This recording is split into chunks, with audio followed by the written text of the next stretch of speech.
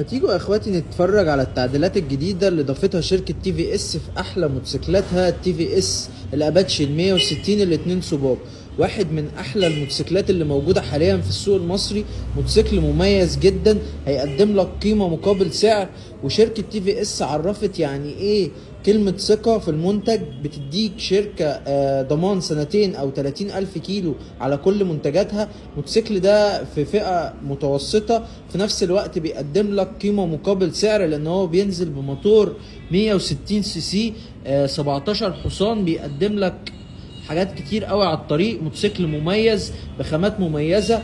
بينزل في 2026 بشكل جديد للفانوس، اضاءة امامية بالكامل LED، اضاءة محترمة جدا. موتوسيكل بيجي بفرامل امامية باكم وخلفية تيل مع 2 مساعد امامي معدول بجنط امامي وخلفي. بينزل تيوبلس. موتوسيكل الموتور بتاعه هيقدم لك 17 حصان. موتوسيكل محترم جدا. بيجي بضمان سنتين او 30 الف كيلو. متوفر لدى معرض مكنة وسكوتر بالسعر الرسمي جميع الالوان.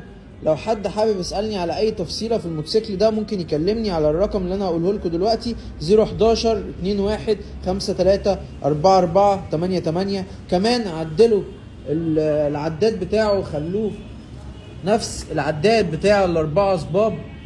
شكله جميل جدا. بيقدم لك كل حاجة انت حابب تعرفها عن الموتوسيكل، زي السرعة، الRPM، الكيلومتر اللي بيمشيه الموتوسيكل. كمان ساعة بيظهر لك الغيارات. الموتوسيكل ده تانك البنزين بتاعه 16 لتر. اللتر الواحد هيمشيك من 45 ل 50 كيلو، يعني استهلاك مميز جدا.